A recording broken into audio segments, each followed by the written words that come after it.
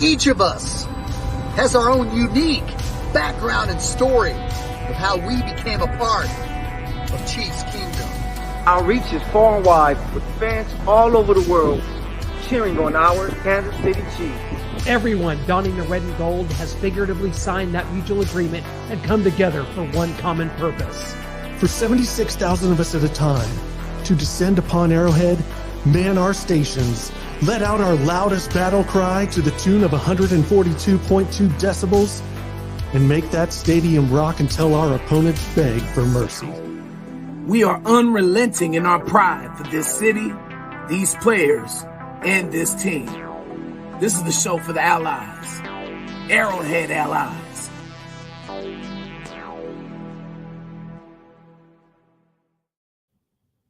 Welcome into Arrowhead Allies, everyone. Allies, mount up! We are ready to rock and roll. The Chiefs finally give us a big victory, 24-10 over those Seattle Seahawks and AFC West reunion. It was, but guys, I don't know if I really need to be doing this big introduction, telling everybody, because I'm going to pull out some Harold Melvin in the Blue Notes. Oh, world. If you don't know us by now, you ain't never, ever gonna know us. So, guys, you know us. You've been here all season with the Allies. Clint, what did you make of that Seahawks victory? Well, it was a Christmas Eve not to be forgotten, guys. Shane, I talked about it. I said, I can't quite pick 26-3 like it was on Christmas Eve 1995, where the Chiefs held the Seahawks to 26 yards rushing. But damn it, it was close. 24-3 lead late into the fourth quarter, where the Seahawks got kind of a garbage touchdown. You know, the Chiefs offense, it did bog down at times. We had some drops that stalled drives. But Patrick Mahomes on the last drive, 50-yard pass to Travis Kelce, culminated with a 3-yard touchdown run that may have Michael Matthew, the Money Badger, cemented his run to immortality and the NFL MVP of 2022. I won't hear an argument that states otherwise. Yeah, man. I think, you know, if you have anybody else on your list as MVP, you're clearly a hater. So Joe Burrow's catching up here. Yeah, Joe is catching up, but the Chiefs are going, unless the Chiefs just lose these last two games, which would be crazy. Joe Burrow won't be the top seed in the AFC no matter what he does Monday night. But it's Patrick Mahomes. He's not playing with T. Higgins, Jamar Chase, two really good running backs, Boyd over there. Like, this guy has made it happen. We know that the MVP award is about narratives, and the narrative coming into the season, the Chiefs are not going to be great. It was guys picking the Chiefs to be last place in the AFC, and they might be first place in the AFC, or in the AFC West, and they're going to be first place. They're already there. Maybe have the top record in the AFC. It's Patrick Mahomes, and he did his thing. On to Denver, I guess. That's all I can think about. Yeah. Yeah, it's always good to beat up on our old AFC West little brothers like, the Seahawks and the Tampa Bay Buccaneers. Did you all know that their first year, 1 year, they were in the AFC West? Yeah, Mm-hmm. Little history, little stat chat for people in the comments. I know Shaggy knew it. I love those. I miss those uniforms. I'm sorry. Yeah. Oh, Bucko Bruce or whatever his name is. Yeah. But yeah, but I thought it was a close to a complete win for the entire team. Special teams with another blunder. We'll get into that in a second. But I thought the guys really controlled the game. The Seahawks really didn't sniff any competition until I guess the kickoff. I wanted to say when Noah Fant scored, but it was out of reach by then, 24-3. But I thought the Chiefs controlled the game, and you put up the stats with Patrick and his race for the MVP.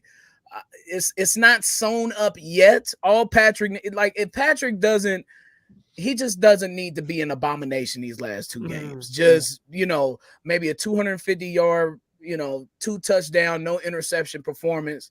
I think if he's just himself, he'll wrap it up. I don't see, even though Burrow has a chance to still win his division, get the 1 seed with, maybe beating Buffalo. But Michael, you put it perfectly. The narrative was the Chiefs were going to fall off. And the narrative was Tyreek Hill leaving the Chiefs were going to stop them from not being so good. When still, number 1 offense in the league, Patrick Mahomes ranks first in, yards. I believe touchdowns. His interceptions numbers are, they aren't beautiful, but they aren't knocking him out of the race because Burrow has, I think, 12. one more interception, Yeah, right? yep. Yeah. So look, man, all Patrick Mahomes has to do is ride the wave, win these last 2 games, take care of business, and he'll have his second MVP. Well, how I looked at it is, when you had me on pregame, thank you very much for having me on with the man, the legend, the Chiefs legend, Rich Baldinger. I was just concerned about the weather because the Chiefs didn't have a decline in weather games. We went straight from 60 degrees to 4-degree wind chill. So that was my concern. I thought Andy Reid had to step away from himself and run the football as much as possible. Of course, he came out and threw the ball 4 straight times and we punted. One with a big drop by Jay Justin Watson. Watson had 4 drops. He had more snaps than MVS, which is a head scratcher. But in totality, it was an important game to win, and the Chiefs dominated the game. They got up 17-3 and put it neutral in the third quarter, except for the only drive that they got more than 1 first down is when they got the touchdown drive on 2 magnificent long throws to Kelsey. They got down there. MVP Patrick Mahomes does what he does. He reached for that pylon, stuck the ball out, and hit. What a play! Just to get in. There it is, right there. The MVP right there. He would have to fall off, in my opinion, the next 2 games, and Joe Burrow would have to throw 5 touchdowns the next 2 games, and Patrick Mahomes would have to not throw very many touchdowns. I think Andy Reid is going to do everything he can to make sure that Patrick Mahomes wins the MVP, whether it stresses me out or not. So he's going to have him throw the ball. I tried to tell you. Whether he throws the ball, whether there's a 30-mile-an-hour wind gust in his face this Sunday, Andy Reid's going to have him chuck it all over the place. But it was important to win, and the Chiefs took care of it on Saturday. They're showing a little more balance, Shane. So they did. And Andy sees enough that we got to get this guy Pacheco the ball. So they're showing me a little more balance, and I like it. And the defense did their thing, so I know we're going to talk about it. I can't wait. Well, you mentioned it there, Michael. Let's just get into it. You said the defense did their thing. Josh Williams got the hook out of the starting lineup, and Jalen Watson came in. What do we make of this, Brian? I see the look on your face already. Josh Williams struggling out there. Just because you get snaps doesn't mean you get better. Yeah, he was struggling the past. I would say the past month. Williams, he had his issues. You look at the Bengals game. You saw Higgins and Chase really getting the best of him. Sometimes Jerry Jeudy was getting the best of him in Denver. He had troubles in the Houston game too. But I think, again, I expected this coming into the season with the young guys struggling on the back end. I didn't understand in the first place why Williams was in for Watson. I liked Watson a little better. Agreed. I did, because we saw the interception against the Chargers, and there were several other plays where I thought that he's always in a receiver's back pocket, like he's always there. Now, finding the ball, sometimes those are issues that I think that young corners typically struggle with. But you saw a difference, though, right? The pass rush certainly helped the back end. They had 8 pressures or something like that, or 8 tackles for loss against the Seahawks. The D-line really ate up the Seahawks offensive line, and I honestly wasn't expecting that going in, but I thought Chris it was Jones, highest graded interior defender of week 16. Look at him. Look at that. Yeah, Chris Jones. My question to Spags is, why couldn't we get anything out of Jaron Reed, and he's playing great for the Packers? I don't know. He is having a good season, but I just want to wrap up my point and say that that pass rush really helped that back end, and I think that I would choose Watson over Williams. Although I like Williams, but I think Watson may be a little better at this point. I think Andy Reid really favors. He's going with Williams over Watson, and it was interesting. I've been watching football a long, long time, and that doesn't make me a better fan than anybody. But my point is, I have never seen a rookie pulled after 2 straight penalties and replaced by another rookie. That's unique. That's something that just doesn't happen. We're gonna put him in. I know, but they replaced. They replaced a rookie with a rookie. I guess they could have put in a veteran, one of the veteran nickelbacks. Lamons. Yeah. Or, they could have reached, but he went straight rookie without hesitation. Joshua Williams is growing. Jalen Watson is growing. These are all rookie kids. I'm willing to grow with them. I believe in Joshua Williams, and he'll learn from it. He's got a solid head on his shoulders. So I believe when it comes time to this Sunday against the Broncos, Joshua Williams will be fine. And as long as we've talked about it all year, as long as these rookies have a short memory, they'll be good. We saw Marcus Cooper. He wasn't the same after Peyton Manning shredded him. And we saw Phillip Gaines fall apart. We don't need to keep naming all these other Steven Nelson. Yeah, Steven Nelson, yeah. all these other quarterbacks that just weren't the same. Stanford route. Julian Battle. So let's hope they keep their memories short. Go ahead, Michael. So there's one thing that I really like that happened on the defensive side of the field that I've kind of been waiting for the entire year. They put Snead on the outside, and they had him follow around DK and made it as tough as possible. He's a guy that has that ability. We remember his rookie year, he balled out so much on the outside when who was out? Was it Sean Breland was out. And he did his thing. He did a great job, and Trent McDuffie is built to play in the slot. So I think it's a new wrinkle that we can throw at the Buffalo Bills, the Bengals, that we can put Snead to follow Chase and kind of let McDuffie handle everything in the slot. And we can put Snead on to Diggs because I think that he has a physicality. He's a playmaker that can find the ball really well. And I just like that we're going to need that physicality on their best weapons. And it's something that neither team haven't seen yet because they used to seeing Snead there in the slot. So I'm happy that Spags made that adjustment there. Then you're seeing more Leo instead of Harris there on the against the runs. And it seems like Leo has learned what he needs to be doing. So I'm excited to see this finish. I'm hoping when they play the Raiders that they get a full Raider team because that's a good test against Devontae, Waller, and Renfro and Josh Jacobs. And I think that can get them right and ready for the this playoff run. Well, let's kind of put a little bow here on this Seahawks win. I mean, Noah, we talked about it after the game. First game in 9 games without a turnover for this offense. This defense got a turnover and 15 stops on 3rd and 4th down in this game for this defense. And this is against an offense, Noah, that we looked at all year for, the first 10, 11 weeks of the season. Geno Smith was the top-rated passer in the NFL. Now, granted, there's no Tyler Lockett out there, but this Seahawks offense was rattled. It was shaken. I was making fun of the 95 Seahawks that couldn't rush for 26 yards in a 3-point effort against the Chiefs, and we saw something similar to that. I think that it's high grades for me for this win, Noah, and I think that's what we take from it. Those 15 stops on 3rd and 4th down, the Seahawks, they couldn't convert anything. And this defense has had trouble getting off the field. And aside from someone like Justin Watson, who we might get into, the receiving core later, this is a 2 thumbs up, 5 popcorn bags, if you will. Absolutely. I love the 5 popcorn bags rating for this defense. Other than Josh Williams getting pulled and him still struggling, other than that, everyone on this defense really stepped up and showed out. They got Kenneth Walker and DJ Dallas back in the backfield. Kenneth Walker, more your pounder up the middle. DJ Dallas can do some more things in the screen, the pass game out of the backfield, and we just shut it all down. DK didn't have a huge game. He was kind of their leading receiver, but didn't have a huge game for them. And that's really all they had to kind of rest their hats on when the run game wasn't working. We just got to force feed the ball to DK Metcalf.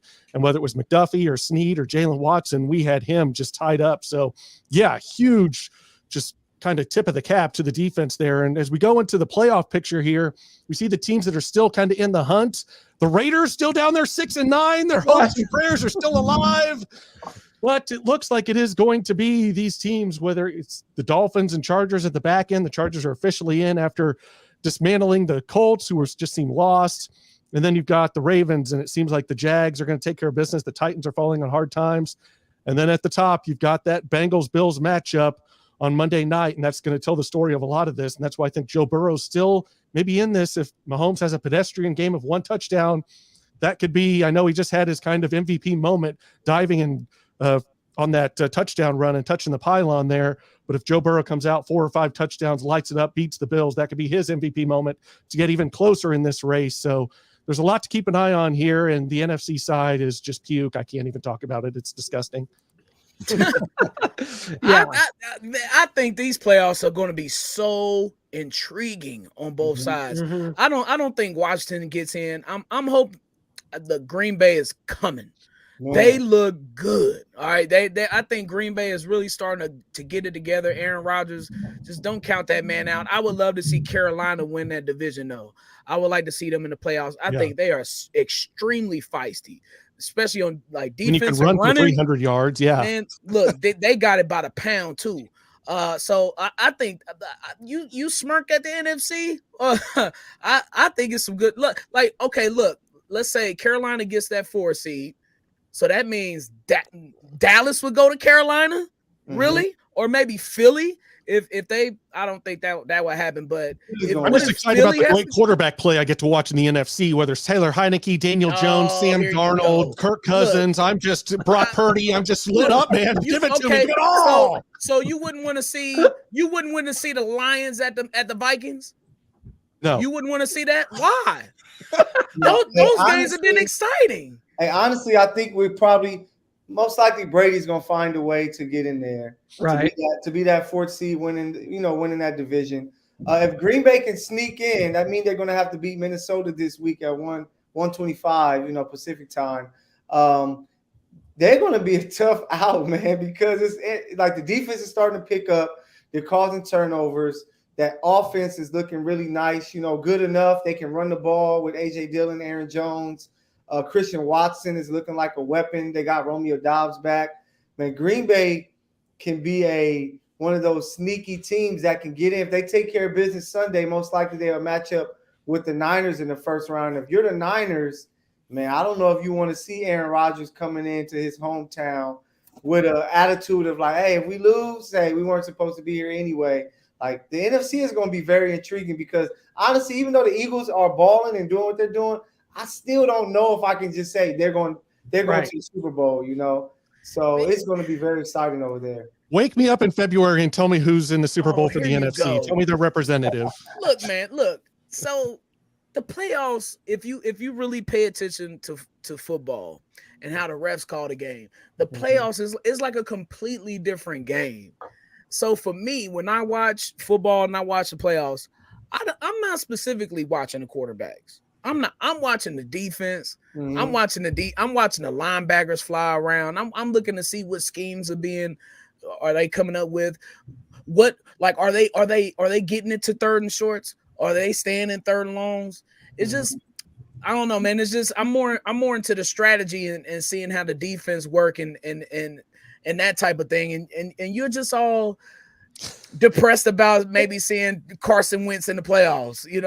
That is depressing. That is a very depressing thought. Carson Wentz. Here's the current matchups, though, as we go into the playoff picture. You can keep talking, Brian, but I'm just going to throw these up. Yeah, no, that's fine. These would be the matchups. Okay, see, now the only matchup I don't like is Giants at Niners. I think the Niners will blow them out. Bad. That Cowboys Bucks matchup is intriguing. I think Washington at Minnesota could be real fun.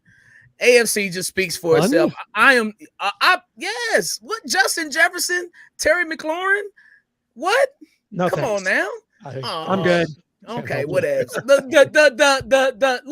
Okay, look at this storyline. The Kirk Cousins game. You like that? Nope. I do. First off, I don't even recognize him as a real human being, let alone a quarterback in this league. So look, here's another thing. We all know that's the first game. It's the first.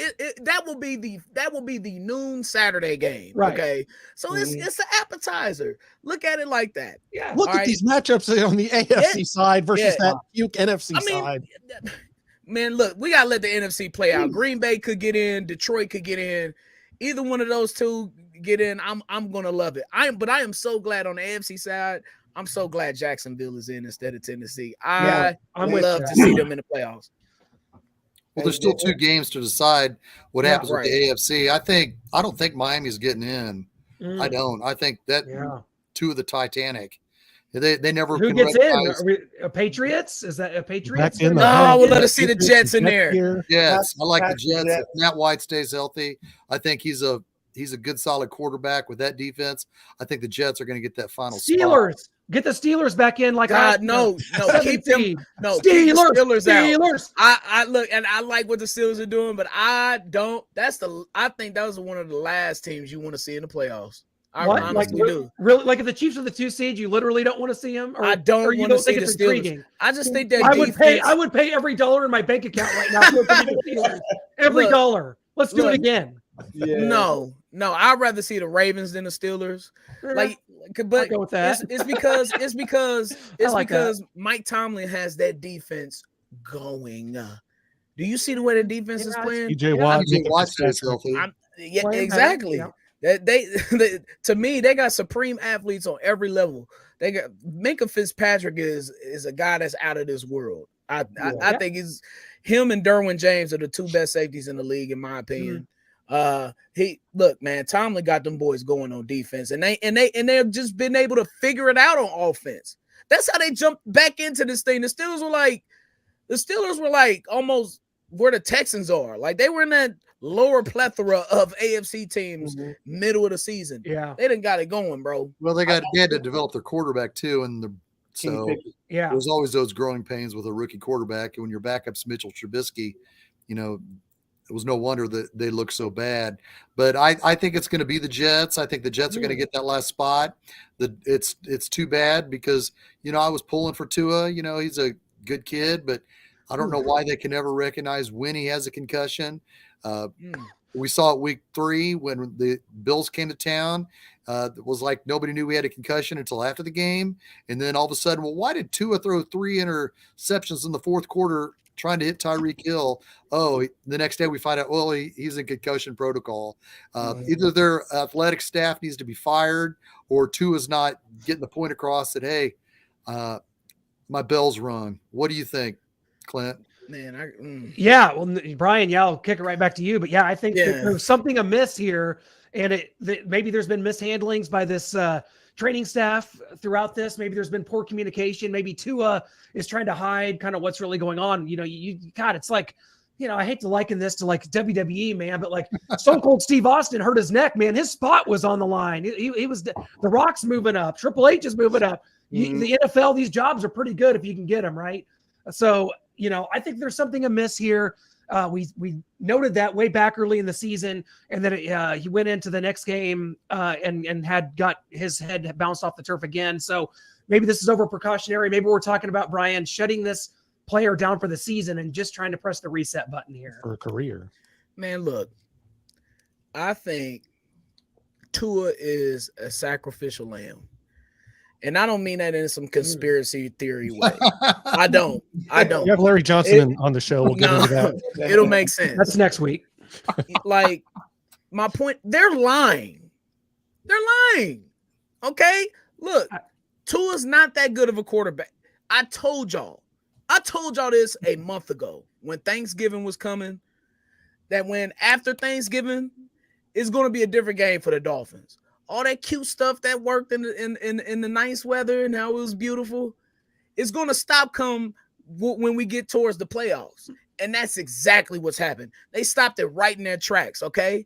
Now, with Tua, I think that they're lying to say that, he's a competent quarterback, and we're just going to blame it on him having a concussion. Come on, man. You got people all over the NFL in those stadiums now that can point out who has a concussion or not. If a player MVS got pulled off the field. You see players get pulled off the field, not every play, but every game. You see it happen. There's spotters in you've been to tell me these spotters just missed Tua the whole game? No, they are lying to try to protect I guess his competence at quarterback, thus making him the sacrificial lamb, with him taking all these damn concussions. And then if it is a concussion. Yeah, I just really think that they really want to get into the playoffs. They know how big it would be for the team and their brand. And, they just have to be safe with Tua. We saw all the fuss earlier in the year when it happened. If he came in Monday and said man, I got a little headache, I don't know what it is, they just have to really be safe with Tua because they dealt with all the lawsuits. They understand how that impacts the league and the brand. So I think that they're doing the right thing. But I still think they have a chance to get into the playoffs. I think this Sunday's game at New England is going to be who's going to get in the playoffs. I see the Jets losing at Seattle, and then the Jets have to travel to Miami the final week of the season. So whoever can win in New England. Teddy Bridgewater backing them up. Say that one more time.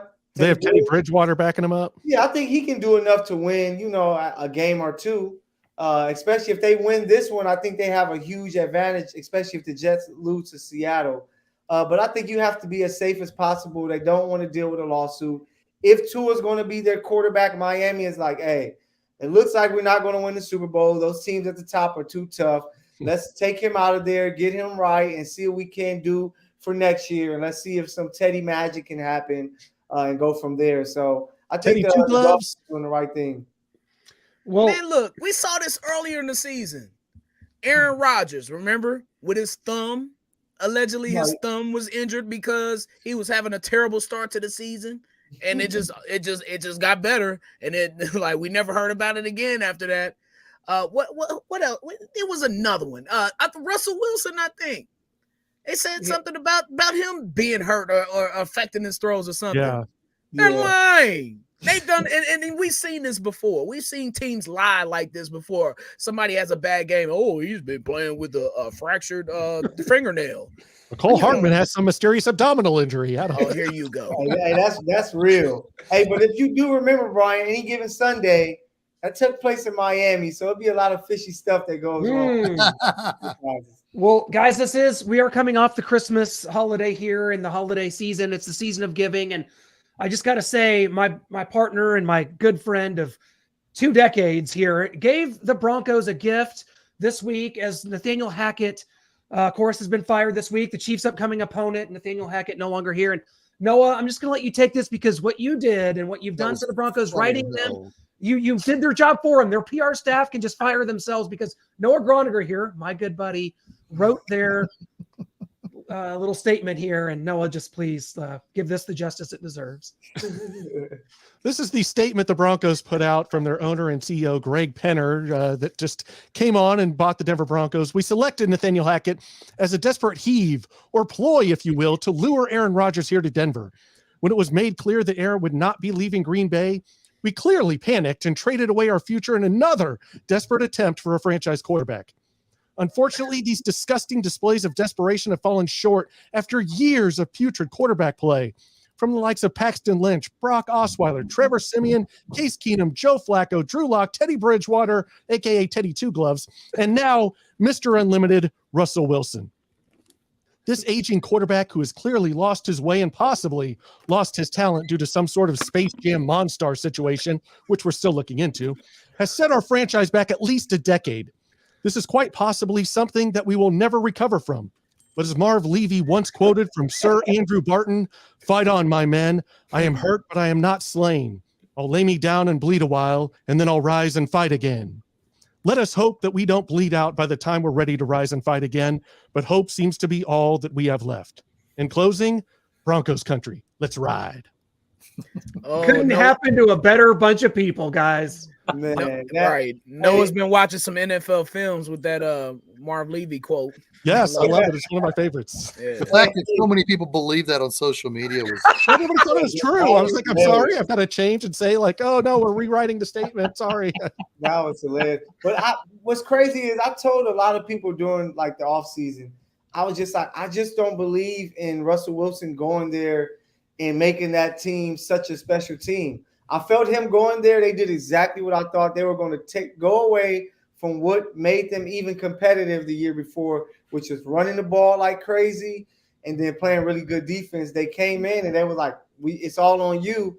And that team is not built for it to be like that. Like they should have played through their run game and defense. But for some reason, you pay this quarterback all this money, you have to give him the football. And when they're not Patrick Mahomes or Josh Allen or Joe Burrow, like you have to really know what you're doing, especially for a coach who has never been a head coach before. I knew it was going to be tougher than what everybody was saying out there. Just that show you how much guys like hated the Chiefs this offseason, that everybody wanted to find any team. They're like the Washington Generals from the replacements were going to be better than the Chiefs.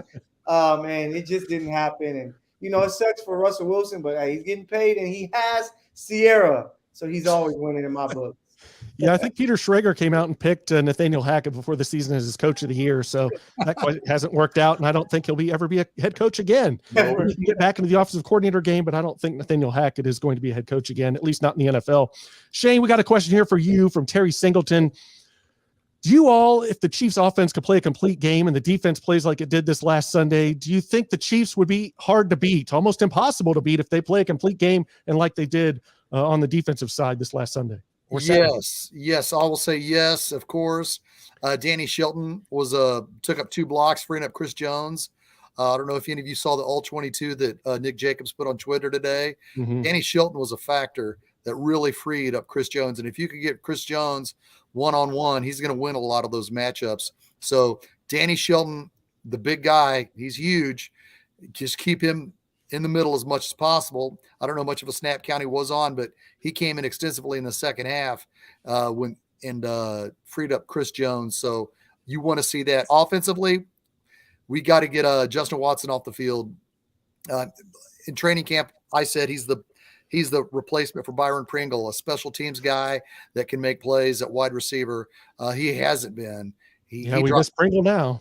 Yeah, we do. Pringle is injured, so I'm not going to have that debate of this, that, and the other. But I think comparing where they were, I happened to look back at the stats from last Christmas weekend just because I saw Justin Watson dropped 4 passes. He didn't catch any. So I just looked back at last year's stats of Christmas weekend when the Chiefs beat the Steelers 36-10.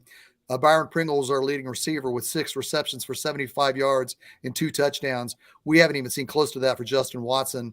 So let's get to the freaking icing on the cake when it does happen.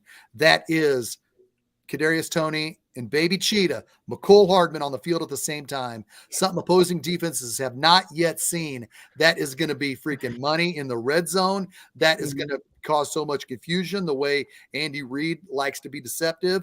We were supposed to see McCole Hardman come back this week, but near the end of the week, Andy Reid pumped the brakes on it. If Andy Reid wants to pump the brakes on McCole Hardman until the playoffs, I'm good. Show that look in the playoffs where opposing defenses can't see that. Kadarius Toney and McCole Hardman on the field at the same time with the jet sweeps, the fakes, the play action. That's going to be that's the ultimate competition with the Bengals, because everybody says, well, the Bengals quarterback's got better weapons than the Chiefs. Let's wait until you see McCole Hardman on the field with Kadarius Toney and Travis Kelce and Juju Smith-Schuster. So if the Chiefs play a perfect game on offense and defense, they will be explosive throughout the playoffs. And I think with those weapons on offense, if they stay healthy, we'll be unstoppable. What do you think, Brian? I'm hoping these last 2 weeks that we see a little more Sky Moore.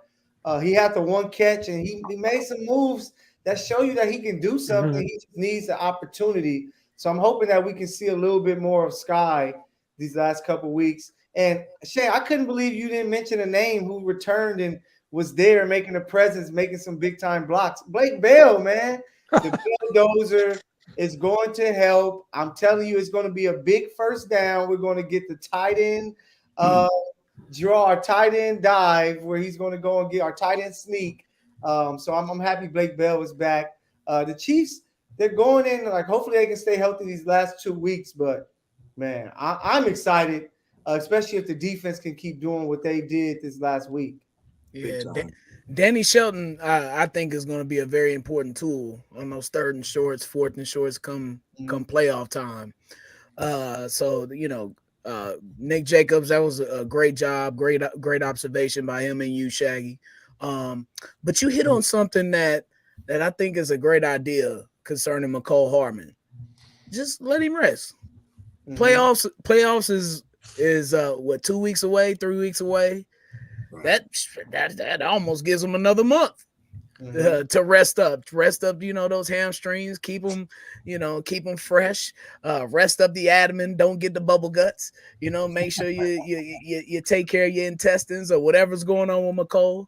But yeah, man, hide that look. I think Andy Reid has done that. Hit some of these close games along with the turnovers is that he's not showing too much. There has to be a reason why Justin Watson had more snaps than MVS. That's huge. I know we didn't want Justin Watson out there dropping 4 passes, but still he had more snaps than MVS. That has to be something Andy Reid's hiding. What do you think, Noah? Yeah, I mean, that's I didn't get that either, why Justin Watson's out there. And I think after that performance, he might have wanted to give just a little more look. MVS has his own drop issues, but after seeing what Justin Watson did out there, I think you are going to see more of Sky. I think you're going to see more of them trying to integrate Tony as we get closer to the playoffs and really get him into some routes and try and rely on him in the passing game and see what he can do in the passing game instead of just little short stuff, quick screens, some jet sweeps, little stuff over the middle. I think you're going to see some deeper routes, some deeper stuff with Tony, trying to get him integrated and get this thing rolling as we head into the playoffs. But besides that, though, and besides Kelsey being the most important player, as far as the receiving corps goes, it's Jerick McKinnon. Yeah, he continues. He continues to be the key to unlock everything. He does. When Kelsey gets going. So, man, McKinnon is, to me, God forbid you lose a weapon like him or you don't have a weapon like McKinnon, the Chiefs could get locked up.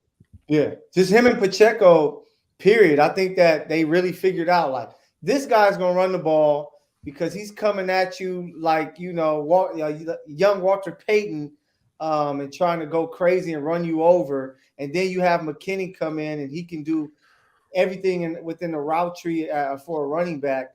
I think that I'm happy they figured it out in the backfield because earlier in the season we were like, damn it, I don't know where is this going in the backfield. But, sometimes some injuries open up your eyes, and with Clyde, being hurt, it let them see this. Do you even bring him back? No. Right. No. Right. No way. I guess you bring him back for emergency, but he will not play. Yeah, he will not play for me.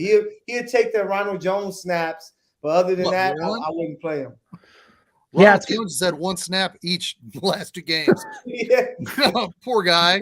They're gonna try to bring him back though. Better than 0. They're gonna try to bring. Look, they're gonna try to bring Clyde back. I'm telling you, at some point. I think he should go on injured reserve the rest of the season. And that's not a slam. It's just that we're better with McKinnon and Pacheco. Let them two do it. I agree. And let's just stick with there. McKinnon is too explosive. He's the speedster on the field with Kadarius Toney and McCole Hardman. I mean, he's the guy you get in the open field. You're like, yes, some yards are about to get freaking picked up when you see him start putting his feet down and start moving. McKinnon is the straw that stirs this drink when it comes to these playmakers going on the field, without a doubt. Good call, Brian. Yeah, I can't wait to see how this is all integrated, how it comes together. And I'd kind of like to see McCole get some work in. Andy Reid likes to ease guys back in when it comes to snaps. We're seeing it right now with Kadarius Toney. Plus, I just like to bleed every little bit of production we can get out of him because these are the final days, as they say, of McCole Hardman. He's going to look pretty good in the Panthers black and silver uniform next year. Oh God, they will be dangerous with him. Excuse me, don't wish that upon the NFC. Well, they can have it. Like, let's go NFC. Guys, I'm gonna bring up something that's kind of off key. We like to just keep it fun around here, and just keep in mind those that are watching here on the stream that we're not really being serious with this. This is just kind of a fun thing, maybe a little fun to have here, as we've heard that Sean Payton, of course, wants to come back to the NFL. He's already formulating an all-star staff. I find that to be a little bit pretentious, but as we just put it up here, I'm not suggesting this needs to happen or that it would happen, but in any sort of a world, we got Sean Payton and his all-star staff with Vic Fangio versus the current Chiefs staff. Would you make this trade? Would you get Sean Payton in here and Vic Fangio and a new staff if you could just make a clean trade without any drama? Nah. Anybody taking it? Hell no. I'm on the fence. Let me say this. I think Sean Payton is an outstanding coach. I do. And if he re-enters the league, in my book, top 7 coach in the league, I think, off bat. Fangio, great defensive coordinator. Probably better than Spags. Sounds like you're leaning making this happen, Brian. You said, what was that? Sounds like you're leaning towards making this happen. The switch. No, I'm not. No, I'm getting to my point. I like to put things in context and give people their flowers. But man, Andy Reid, it's the chemistry that Andy Reid and Patrick Mahomes that's just you can't duplicate it. And we got to cherish these years we have with these two guys. Not that I'm, scared of anything happening or such, but like it's Belichick and Brady, man. Not that they got along the greatest all the time, but I think that they had a great understanding of what it took to win. And I think that Patrick and Andy have a better chemistry than Belichick and Brady had. But be that as it may, I would hate for Sean Payton to go to the damn Chargers because I think they would be an absolute problem. They would be annoying year in and year out. I'm hoping Dallas, but I'll say no to that trade. Give me Andy all day. Noah, you may be in for it. I may be in for it. Just let Andy win a Super Bowl right off into the sunset. I mean, Sean Payton, had the Chiefs not moved up to 10 and drafted Patrick Mahomes, Sean Payton wanted him. Yeah. If he would have fell right there to 11, Sean Payton's all about it, taking Patrick Mahomes. We saw what he's able to do with Drew Brees. We know what kind of defensive coordinator Vic Fangio is, whether it was with the Niners, the Bears, what he did with the turning the Broncos defense around, not a good head coach. Everything fell apart, but the defense was really good. And that's what he would be tasked to do here. And I think he would be a better defensive coordinator here, get things more in place than Spags has. And I just think I'm kind of done with Andy Reid and just the friends thing and Beach and just the Nagy, and I'm just ready for kind of a new regime, a new overhaul here. And I would welcome this. Spoiled. You are spoiled. Right. I would welcome Sean Payton in here. I'm sorry to have to come at me, Michael. Bring it. I'm sorry to have to be LeBron towards you, but not one. Not 2, not 3, not 4, not 5, not 6, 7 AFC titles, man. There's no way that you replace Andy Reid. You can buy the guy a cheeseburger for Christmas and he's happy. That's what type of coach you want to lead Patrick Mahomes. Maybe you can make a change at defensive coordinator. That can always happen. But Spags helped bring us a Super Bowl. The defense usually figures it out late in the season. It's no way in hell that I will ever change Andy Reid. Andy's older. He needs to focus on his family, his health, and God. Sean's younger, can carry over this thing. Moving into the future, a brand new, long-lasting togetherness of Sean Payton and Patrick Mahomes. At some point, Shane, they're going to have to. There's going to be the end of Andy Reid's tenure. Do you want Sean Payton taking over? Do you want Nagy, or do you want Eric Bieniemy, or Spags? When we cross that bridge, we will get to it. Right. I understand Andy Reid deserves the criticism. Well, Bill Belichick would do, in my opinion, this is just me, that's better than Andy Reid, is he would recognize the opposing strengths in conditions better than Andy Reid. Andy Reid's going to throw the ball.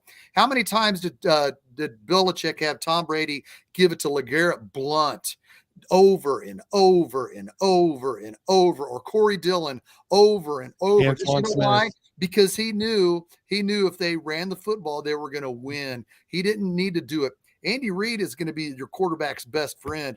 Andy Reid is going to be the locker room guy, but to the quarterback's best friend, if Zach Wilson got dumped and the Chiefs needed a backup quarterback, Zach Wilson would come to the Chiefs next year, and under the tutelage of this current offensive coaching staff, he could be an even better version of Kevin Kolb in the next couple of years, and the Chiefs could trade him for a second-round draft pick because Zach Wilson would get that much better under the tutelage of Andy Reid. I know that's apples to orange to what specifically we're talking about, but just to the criticism of Andy Reid to where his legacy is as a Chiefs head coach, whether you like him or dislike him or want to move forward now, Andy Reid's here until he decides on his own terms he's leaving. So Patrick Mahomes loves him. Kelsey loves him. Those are the guys that are the core of the team. I expect them all to stay. And we could discuss who's going to be his eventual takeover when Andy Reid himself decides to retire, but that's the long and the short of it. That was my scenario. He wins and he rides off into the sunset under his own. He's not kicked out the door. That's not going to happen. Clark wouldn't do that. And so Andy's going to get to decide when this thing ends on his own terms. But I'm saying if Andy decides to go, I think I'd like it to be this year and bring Sean Payton in. If like after a Super Bowl championship, after hoisting number 2, and then focus on family and health. And look, even then, I don't see him leaving. I think that he's like, I got Patrick Mahomes. I'm going to be here as long as I can. to try to win as many championships as possible. So when I leave, people are saying that I am possibly the greatest coach of all times. I think that we don't realize how competitive Andy Reid is as a coach, to where he knows all of these different things. He's looking at them, and if he can go and get 2 or 3 more Super Bowls with Patrick Mahomes, believe me, he wants to try to milk this cow as much as he can. Man, let me quote a movie that I give 5 out of 5 popcorn bags to, which is Coming to America. Yeah. And Noah, the infamous barber, said, "You must be out your damn mind." Okay, that's what came to my like. What? You're tired of this? I'm not tired of it. I'm just saying, if Andy did leave, I would welcome Sean Payton with open arms and a look towards the future. And that ain't what you said at first, but it sounded like this is what it sounded like to me. It sounded like you was like, "Oh, let's kick Andy Reid out and let's bring in Sean Payton and Vic Fangio." I mean, they're never going to kick him out. He would have to leave under his own. Yeah, but now with all right, now I can agree with you, saying that, if Andy Reid decides to ride off to the sunset, hell yeah, I think that might be best option number 2, to be honest. Well, and if it's going to happen sometime soon, I'd rather it be this year than hold on for 2 or 3 and then be stuck with a lame duck coach. Yeah. I love Kyle Shanahan, but Sean Payton, man, he's proven he can get it done, and I think his creativity and his aggressiveness are 2 things that I really love. We're talking about a coach who did an onside kick in the Super Bowl, I love it, in the second half, the beginning of the second half. So with that scenario, sign me up. Because I think before they decided on Romeo Crennel, I'm trying to remember what year it was that Dirk Cutter was in the running, offensive coordinator. 2012, or 2011, 2011 or he was almost our coach. That would. What if you do the Brady thing and you go get Pat a defensive coach and say, we're going to have a top 5 defense every year. We're going to get you with a good offensive coordinator, and y'all just give us, and that's how Brady won Super Bowls. I don't like that, Michael, and I understand why you would go with that, because sometimes as players on the field, you need another set of eyes, another great set of eyes to give you another look and to really kind of say, hey, look, they're really doing this, but they're doing this. And I don't think Patrick would have a great chemistry with a defensive coach, because I think they would clash on certain things, like punting the ball in certain situations. He already clashes with Bieniemy sometimes on not being aggressive enough. So I don't know, man. I think it'll be a lot of friction in that relationship. Man, hey, if it's the right coach, man, if you spot him a top 5 defense, oh man, Pat is like, I'm walking to these Super Bowls. Oh, him and Mike Tomlin. Yeah, I think that could work.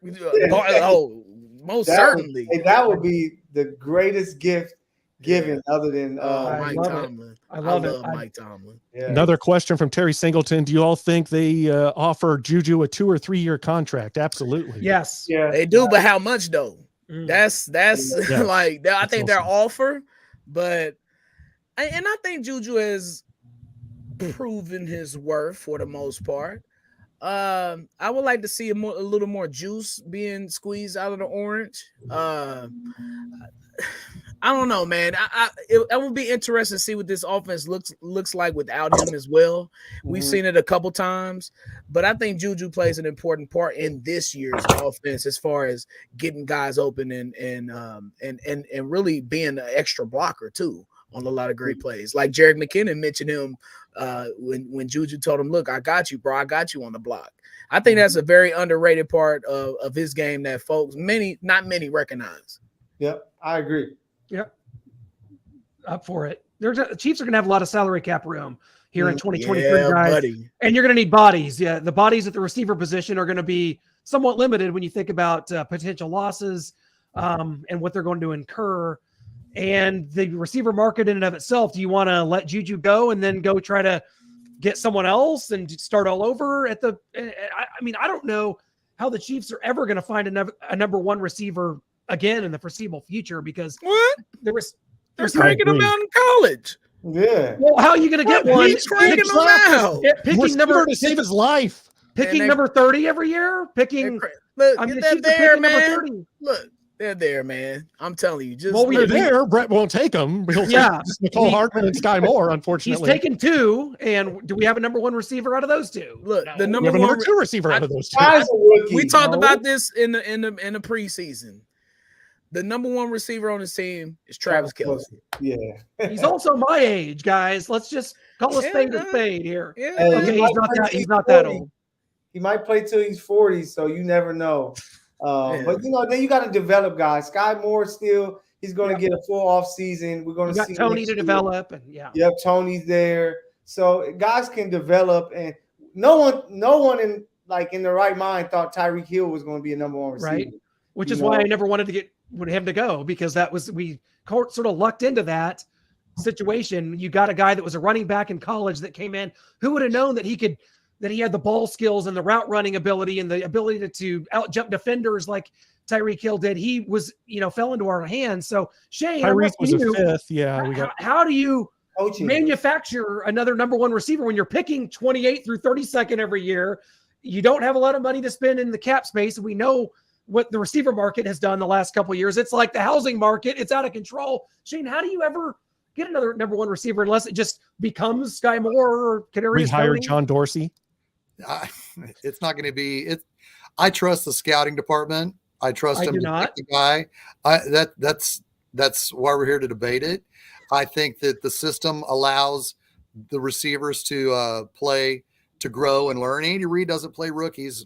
I've talked about that all year. We can look at Albert Wilson's stats, Tyreek Hill stats, Sky Moore stats. So McCole Hardman's the only one who really played much his rookie season, but a lot of that was due to Sammy Watkins' injury. But I think if you're going to look specifically, I don't think you ever go into it looking specifically for a number 1 receiver. I think you go into it looking for a group of guys. You use your scouting department to see what you can find and what you can work with. I know people laugh at me, but I am buying the Kansas City Chiefs, what they are selling when they put out Justin Ross. I don't know if he's going to be number 1 receiver, but we've seen nobody knew anything about Travis Kelce when he was on injured reserve his rookie season. Nobody knew anything about Byron Pringle when he was on injured reserve his rookie season, because Patrick Mahomes was throwing 50 touchdowns to everybody else. Nobody knew about freaking Byron Pringle. They kept this kid, Justin Ross, on the injured reserve to grow and learn this system. And with as much skill set he has and what he shows, he can high point the ball. He can go up and get it. I don't know if he's going to be the number 1 receiver on the team, but I like his upside. I like his ceiling once he's healthy. And the only reason they put him on injured reserve because to clean up some things that in his foot injury that he had in November of last year. So I'm willing to grow with this entire team. They're so young. Kadarius Toney just turned 23 last week. Yikes. So 23? Yeah, He's a baby. Yeah, and he was just a first-round draft pick. Born in 99. Right. So I'm stoked for these kids. I'm stoked for our future. No, wait. Let me take it back. Hold on, Brian. Justin Ross just turned 23 last week. And Kadarius Toney's birthday is either January or February. And I think he's 25. And then that's the other day. But anyway, look, he almost didn't make the Y2K clock. Like I remember exactly what I was doing. Tony will be 24. Tony will be 24 in a few weeks. Yeah. But look, there's so much youth that I'm willing to let grow. I'm willing to grow with him too. But here's the thing, man. I love to play spades. I don't. You play spades, Michael? Of course. Yeah. Noah, Clint, no, Shane. Look, all right. Blackjack. So in spades, when you got the big joker, it's the big card. Mm-hmm. It's the card that defeats every single card on the board, and we got the big joker and Patrick Mahomes. Yeah. You want to know why? Because teams that want to go, guys that want to come and play with him. Mm-hmm. They want to win champion. You'll get a guy like somebody mentioned it in the chat, DeAndre Hopkins. Yeah. Perfect example. Mm-hmm. He doesn't want to go through this mess in Arizona any longer. You get a guy like that. He's still, he may be on the backside of his prime, but he still has just a little bit juice. And he's, I don't know if DeAndre Hopkins has a playoff win, let alone appearances. So, man, you can't tell me that guy, and I've seen his story on Hard Knocks. Yeah, I love him even much more now. Yeah. If you all haven't checked it out, please go check out Hard Knocks with the Cardinals. They picked a good team to do Hard Knocks with this year. They did. It was but they're collapsing. God, exactly.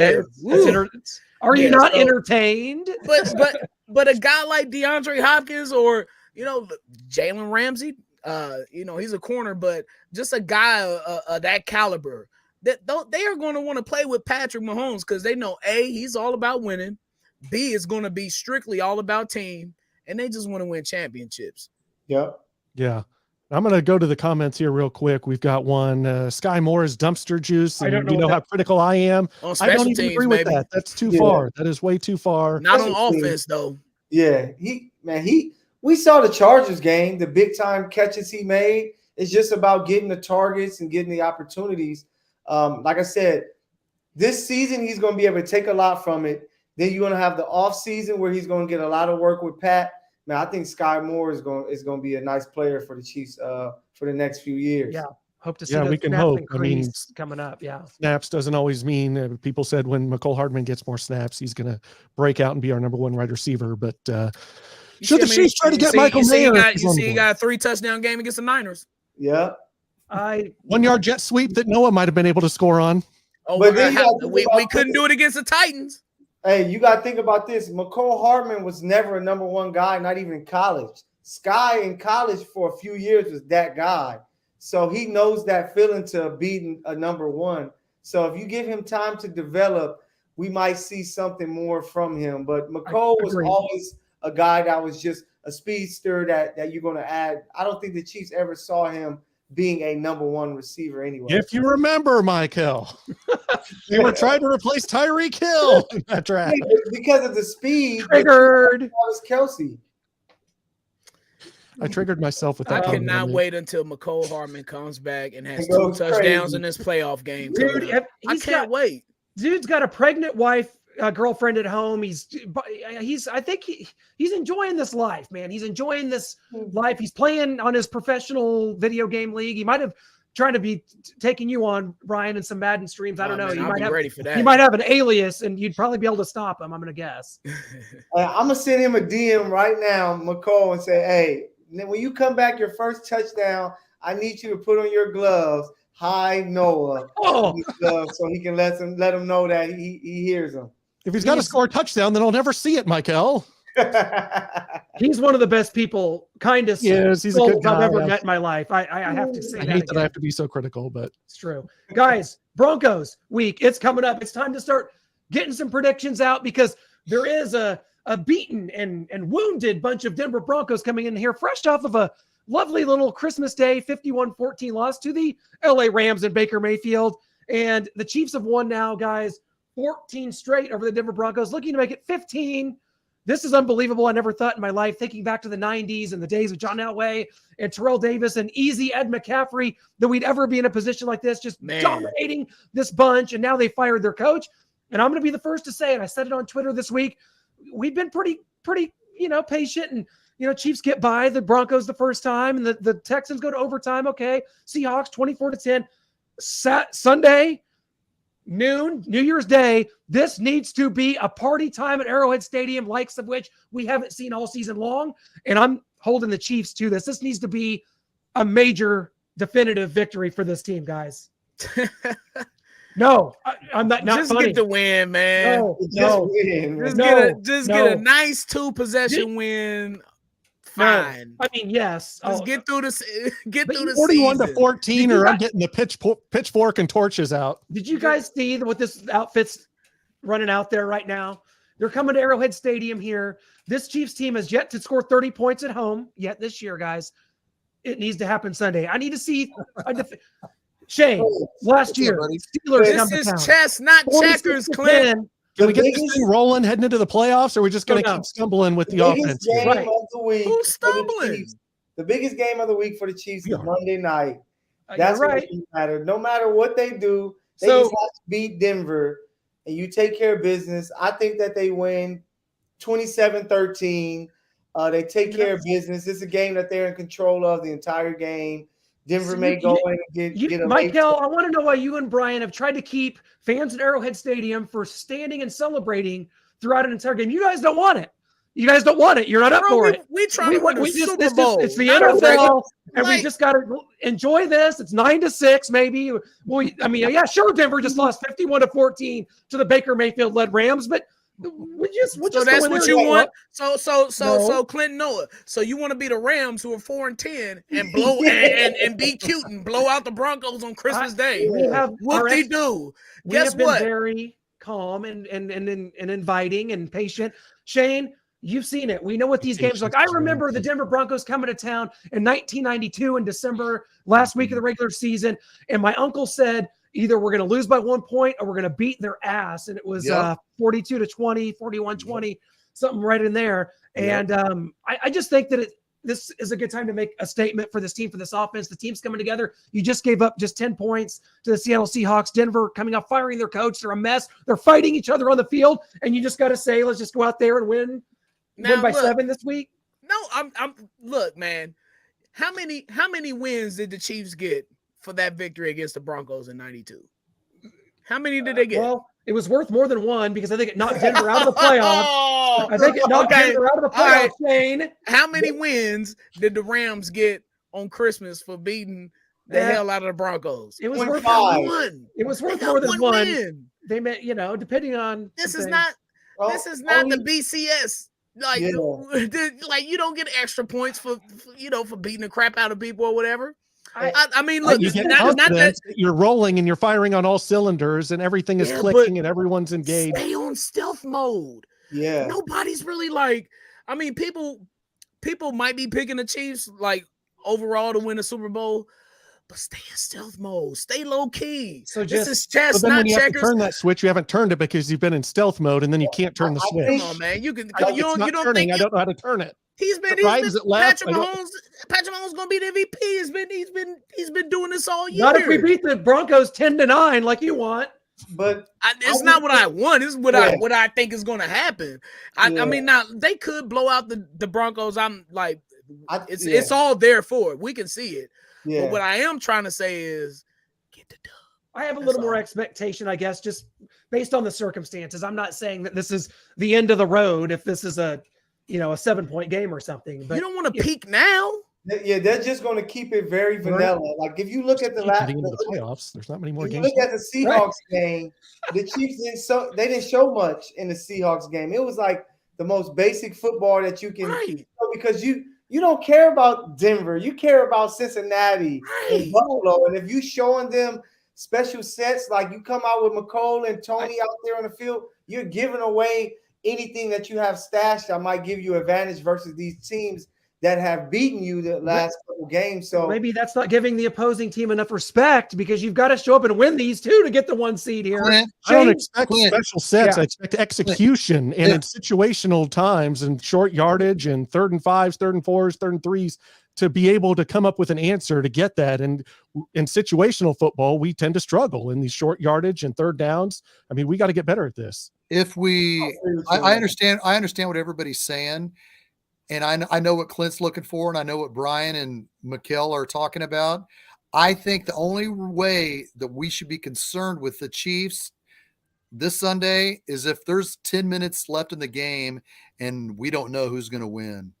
If we're looking at it, it's like, man, we're only up by 2. I would hate that. I mean, if we're feeling like ultimate stealth mode, that's not stealth mode. No. If we feel like it's back and forth, we can't stop Russell Wilson, and then we have to settle for field goals. We're down 3. There's 6 minutes left. We only got 1 timeout. If we're in a situation where things aren't looking good, then I can understand the concern, Clint. But I think the Chiefs will be up 28-10. With going into the 4th quarter, and they'll pull their starters and they'll win 28-24 because the Broncos couldn't get the onside kick with 10 seconds left. Wow, Shane, that is just slightly better than a tie because we still haven't got it yet. Because I think that I don't think it'll be stealth mode per se, but I think Andy Reid will get a big enough lead that it'll be 28-10 with 10 minutes left in the game. 27-0. Yeah, something like that, and then the Broncos will get a garbage touchdown with 10 seconds left and need something else. You know what I mean? We'll take the foot off the gas because the lead will be so big. I don't think with Broncos trailing 28-10 with 5 minutes left in the game, Spagnuolo's going to be running all out blitzes and you know what I mean? The Chiefs are going to say, okay, let's get this clock over with. We need to sit in front of our TV to see if we're going to be playing for the number 1 seed next week on Monday night. And that's why I said a 10-point win. That's like almost the exact scenario that I had. Like, look at the last week. The Chiefs won 24-10. Right. And that was because of the garbage time touchdown. I think this will be a game that the Chiefs will control, similar to last week. And they'll control the clock. Defense will play nice, and Patrick Mahomes will do his thing, a nice 1 or 2 touchdown performance, no turnovers. Just keep clean with the turnovers. That's what I'm looking for, because that's the biggest concern from the past month, is that we've seen them do to the Texans with keeping them in the game, keeping Denver in the game, even though we were up 27-0. That was the blowout that you want to know right there. But the Chiefs kept turning the ball over, keeping these teams in. And as long as you don't turn the ball over, which they did a good job against the Seahawks, you can control the game and do what you want to do with teams. And you take elements of their games out. Like, you take the run game out the more that you get up on these teams. And I made a tweet on Saturday saying that, man, it's just so frustrating that the Chiefs can never just put the chokehold on the team. They can never, kick them in the mouth per se. They're the killer. I'm not saying that they don't have the killer instinct. It's hard to execute it with this team. I have yet to see them land a knockout blow. That's what Sean Payton would bring. So, okay. I don't know about that. But I just think that, 27-13, like I said before, the Chiefs are going to be in control. Then it's going to be like, all right, let's just leave here with no injuries and let's all get ready. Whose house are we going to? Pat's, our coach Reid's house, to watch this game on Monday, because that's what's really going to matter. They're going to win this game, and then they're going to see if they're going to be playing the final week to try to get a home field advantage, or maybe they're going to be resting, their starters as they prepare for a wild card game. So the Chiefs are going to win. I just want to see the defense keep it up. Like, can the defense keep it going and doing the things that they do? Jerry Jeudy killed them the last game. Let's see if they try that Snead look and see if that's the new move defensively, and just go from there. But it's just about taking care of business, coming out healthy, and seeing what happens on Monday to see if you can get a bye week in the playoffs. We had Chris Warren. I know we promised Chris Warren. He texted me, he had a personal issue come up. We're going to try and get him next week, along with some other guests as well for next week. And I think we all kind of have a Chiefs win here over the Broncos. It's just by how much and whether we're going to be happy with it or not. To Clinton, probably not, it sounds like. So unfortunately, but before we go, this would make Clinton and I happy heading into the playoffs, replacing 5 Chiefs on the current roster with 5 Chiefs from history. And we kind of all did our 5. We're adding 5 and taking away 5. So here we go. Let's take a look at this. I'll start off with mine. I'm adding Tyreek Hill, of course. We all knew that was coming. Taking off McCole.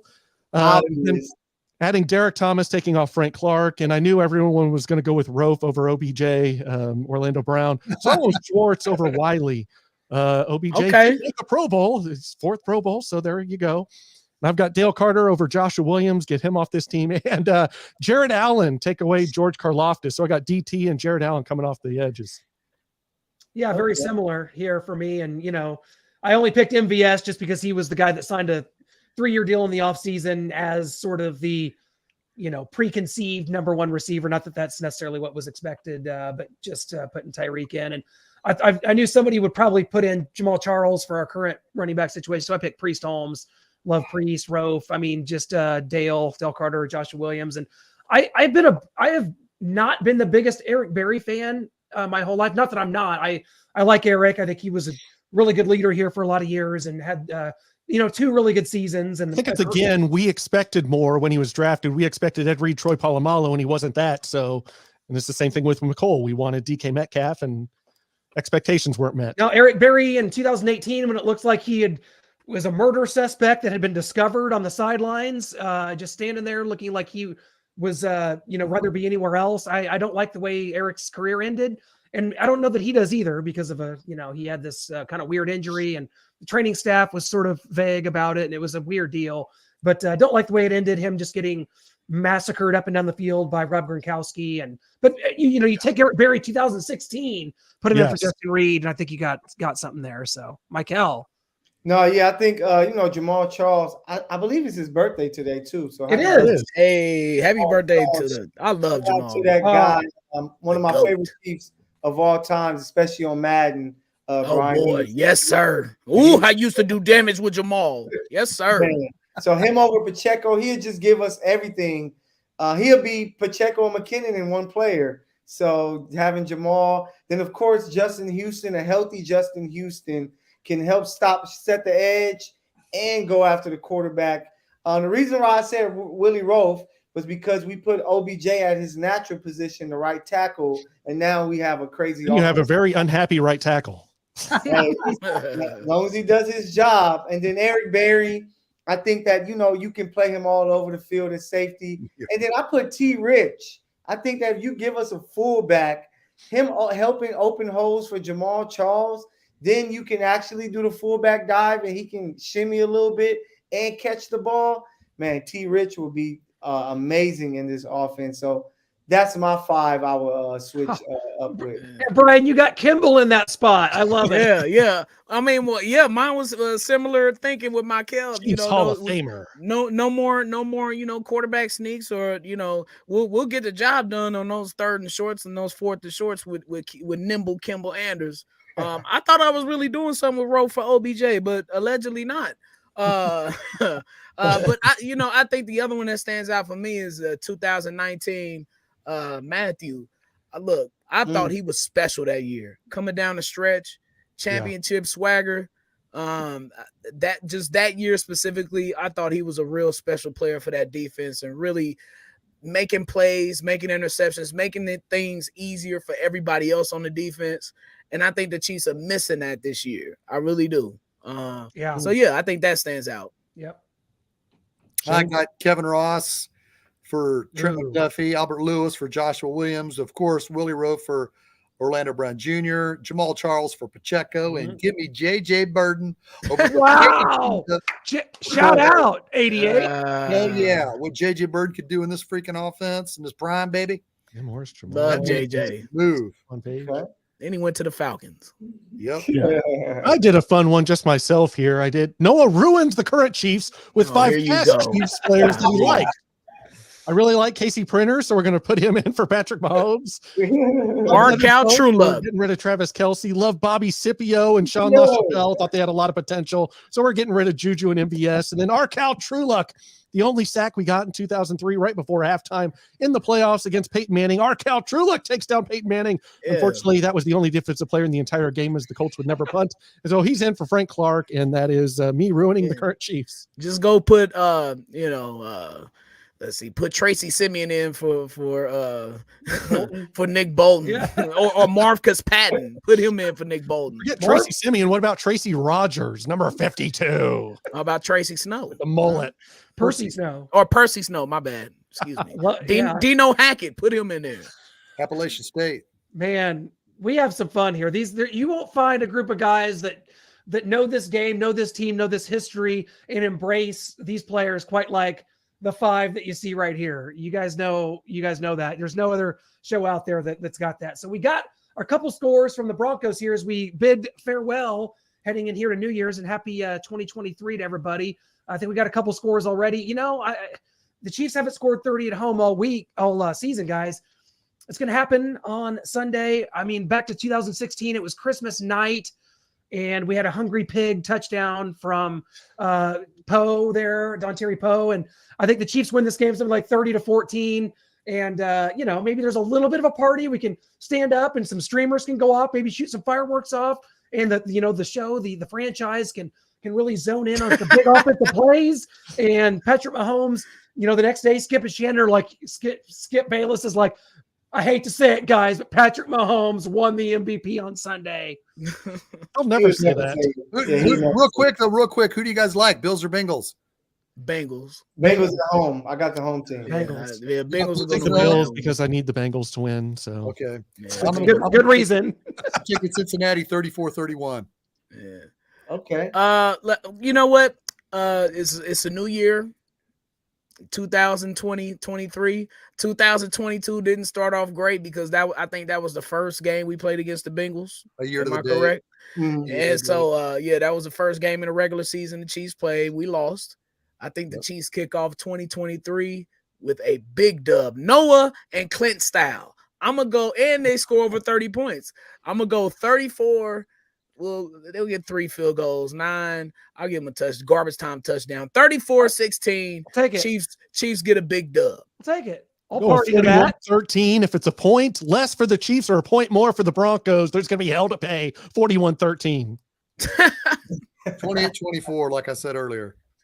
Shane, so next week, now scenarios are going to play out. Things are going to happen. We got to get through a lot of work before next week, but say the Chiefs rested their starters. Would there be a part of you that cheered for a tie to round out the regular season if there's nothing else to play for in the Chiefs resting starters and the Chiefs and Raiders tie to get that tie? No, I waived my tie rights. I threw it away. Okay. Stealth mode week 18, tying the Raiders, baby. No, that's not stealth mode. Stealth mode is a nice, comfortable victory against what Shane described earlier. The Chiefs are up 28-10. We control the whole game. That's not stealthy.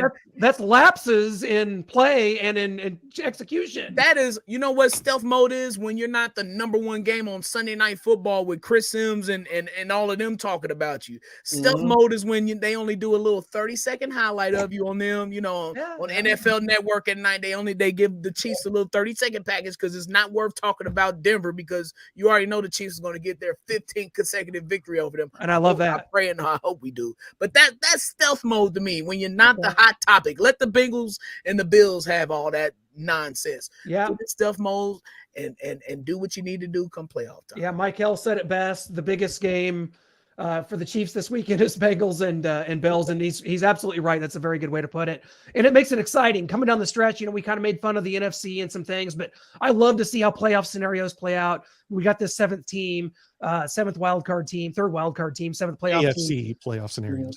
Well, that's going to be interesting too. The AFC East teams all kind of play each other here in the last 2 weeks. All the ones that are up for the playoffs. This is going to be fun, guys. Football. It's going to be some great football, and I hope you've enjoyed. And hopefully, Arrowhead Allies has brought you some entertainment that is top notch. Because I've not said it. Noah Groniger has said that's the best Chiefs show out there, and actually, objectively, I agree. Love you guys. See you next Tuesday. Go Chiefs and go Bengals. Bengals. Bengals.